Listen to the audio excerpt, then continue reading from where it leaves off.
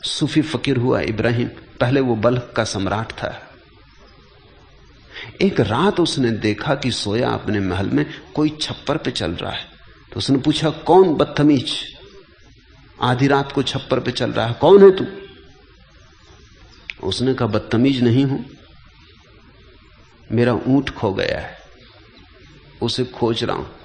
इब्राहिम को भी हंसी आ गई। उसने कहा, पागल, तो तू पागल है? ऊंट कहीं छप्परों पे मिलते हैं? अगर खो जाएं, ये भी तो सोच के ऊंट छप्पर पे पहुंचेगा कैसे? ऊपर से आवाज आई, इसके पहले कि दूसरों को बदतमीज और पागल के अपने बाबत सोच।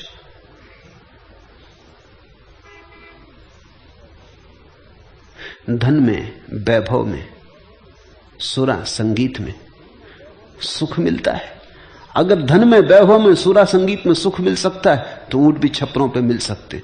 इब्राहिम चौंका। आधी रात थी, वो उठा, भागा। उसने आदमी दौड़ाया कि पकड़ो इस आदमी को, ये कुछ जानकार आदमी मालूम होता। लेकिन तब तक वो आदमी निकल गया। इब्राहिम ने आदमी छुड़वा रखे राजधानी में कि पता लगाओ कौन आदमी था। कोई पहुंचा हुआ फकीर मालूम होता। क्या बात कही, किस प्रयोजन से कही। लेकिन रात भर इब्राहिम फिर सो ना सका। दूसरे दिन सुबह जब वो दरबार में बैठा था तो उदास था, मलिन चित्त था, क्योंकि बात तो उसको चोट कर गई।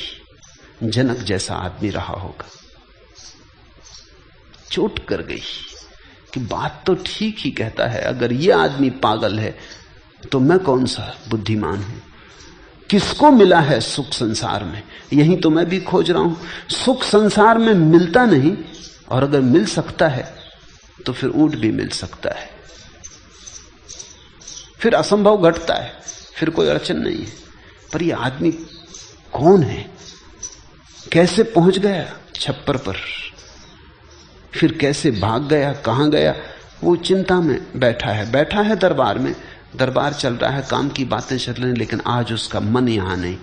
मन कहीं उड़ गया। मन पक्षी किसी दूसरे लोक में जा चुका है। जैसे त्याग घट गया। एक छोटी सी बात जैसे खुद अष्टावक्र छप्पर पे चढ़ के बोल गए। तभी उसने देखा कि दरवाजे पे कुछ झंझट चल रही। एक आदमी भीतर आना चाहता है और दरबारी से कह रहा है कि मैं इस सराय में रुकना चाहता हूं। और दरबान कह रहा है कि पागल हुए, ये सराय नहीं है, सम्राट का महल है। सराय बस्ती में बहुत हैं, जाओ वहां ठहरो। पर वो आदमी कह रहा है मैं यहीं ठहरूंगा, मैं पहले भी यहां ठहरता रहा हूं और ये सराय ही है। तुम किसी और को बनाना, तुम किसी और को चराना। अचानक उसकी आवाज सुन के इब्राहिम को लगा कि आवाज वही, और ये फिर वही आदमी। उसने कहा उसे भीतर लाओ, उसे हटाओ मत। वो भीतर लाया गया। इब्राहिम ने पूछा कि तुम क्या कह रहे हो, किस तरह की जिद कर रहे हो? ये मेरा महल है, इसको तुम सराय कहते हो? ये अपमान है। उसने कहा अपमान हो या सम्मान हो, एक बात पूछता हूं कि मैं पहले भी यहां आया था, लेकिन तब इस सिंहासन पर कोई और बैठा था। इब्राहिम ने कहा वो मेरे पिताश्री थे, मेरे पिता थे। और उस फकीर ने कहा इसके भी पहले मैं आया था, तब कोई दूसरे आदमी बैठा था। उनका वो मेरे पिता के पिता थे। तो उसने कहा इसलिए तो मैं इसको सराय कहता हूं कि यहां लोग बैठते हैं, चले जाते हैं, आते हैं, चले जाते हैं। तुम कितनी देर बैठोगे? मैं फिर आऊंगा, फिर कोई दूसरा बैठा हुआ मिलेगा। इसलिए तो सराय कहता हूं, ये घर नहीं है। घर तो वो है जहां बस गए तो बस गए, जहां से कोई हटा ना सके, जहां से हटना संभव ही नहीं।